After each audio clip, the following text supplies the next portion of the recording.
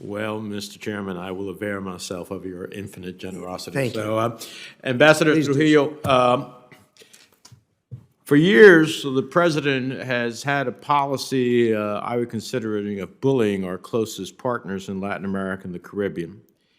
Its approach to Mexico has included tariffs, U.S. troops on the border, a wasteful and ineffective border wall, disturbing immigration programs like Remain in Mexico. Its approach to Central America has included foreign assistance cuts and threats of visa sanctions if the governments don't receive deportation flights, even when individuals on the flights test positive for COVID-19 virus. So those are just some of the, from my perspective, egregious examples of how the president's xenophobic views distort our foreign policy towards the region. I was personally troubled when Guatemalan President Giamatti said in May, quote, "I don't believe the United States is an ally to Guatemala because they don't treat us like one." So let me ask you, does the fact that the Trump administration deported COVID-positive individuals to Central America make you proud?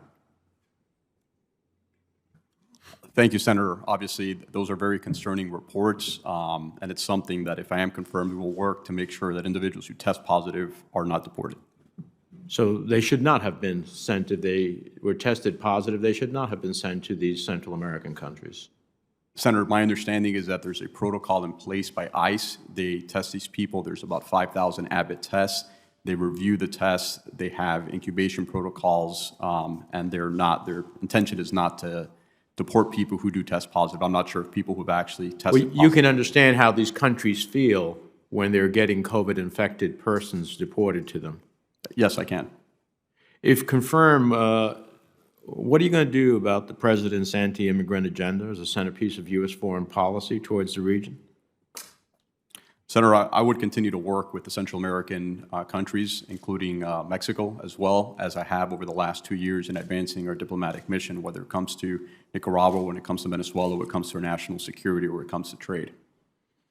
Well, let me ask you then, how high levels of violence and forced displacement on top of extremely weak asylum systems in Guatemala, Honduras, and El Salvador have strong evidence, provide strong evidence that the asylum cooperative agreements signed by the United States with these countries do not comply with U.S. law.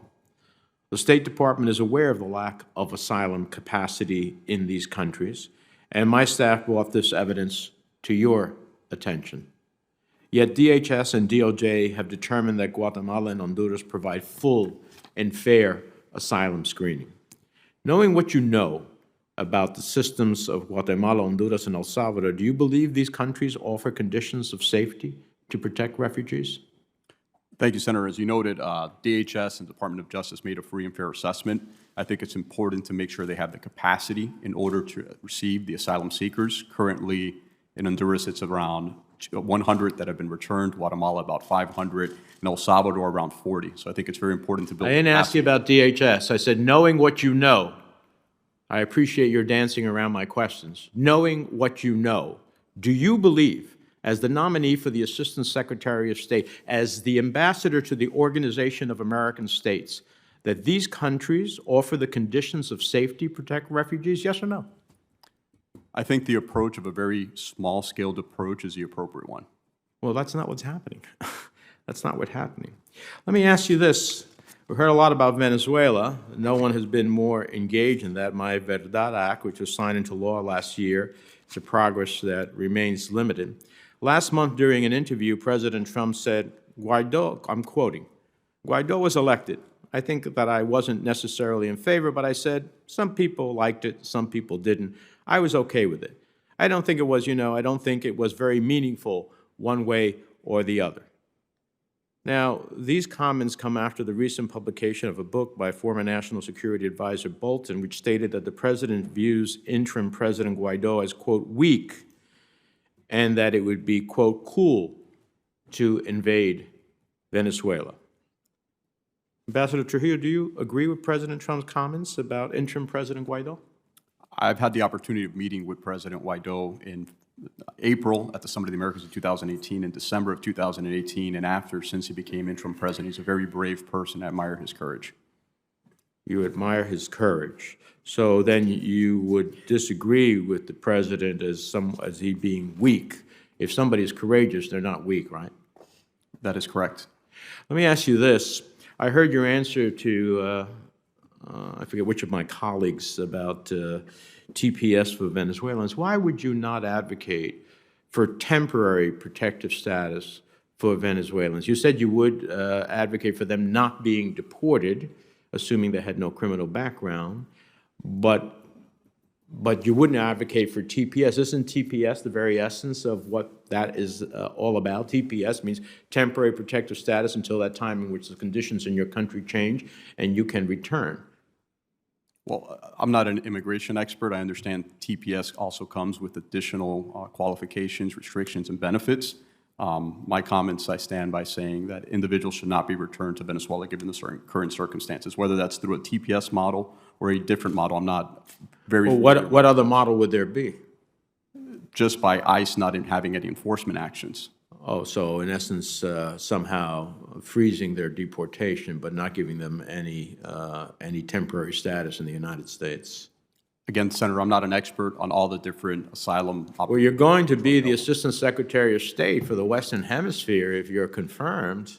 This is the very essence of, let me ask you, this is the very essence of policy issues. You know, you're going to be having a interdepartmental process. I want to hear how you're going to weigh in as the Assistant Secretary of State for the Western Hemisphere. Let me ask you this. As you know, my office raised repeated questions and concerns about whether you asked the OAS to open an investigation to intentionally target a U.S. citizen employee of that organization.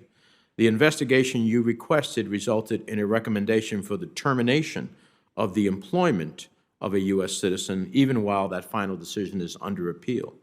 Will you commit that you'll provide complete and truthful answers to all of my written questions until we get to the bottom of this matter? Yes, Senator, I've already previously also provided questions, but I commit to continue to do so. Just for the record, I voted for you to be the OAS ambassador. That is correct, Senator. But I have to be honest with you, after that, you disappeared. I never heard, there's no one other than maybe Senator Rubio and Senator Cardin to some degree who has shown a consistent, intensive engagement in the Western Hemisphere. So I hope if you're confirmed, I'm not going, the next time I'll see you is when you're either leaving office or up for a reconfirmation, because that's not my idea of, engagement and a consultative process. Senator, I respect your assessment, and it's true we have not met, but I have met extensively with your staff over the course of the last 2 years. Well, I'm not going to belabor the point. I have questions for Mr. Billingslea, but I see that Senator Cruz is here. Yes, Senator Cruz, welcome. You're up.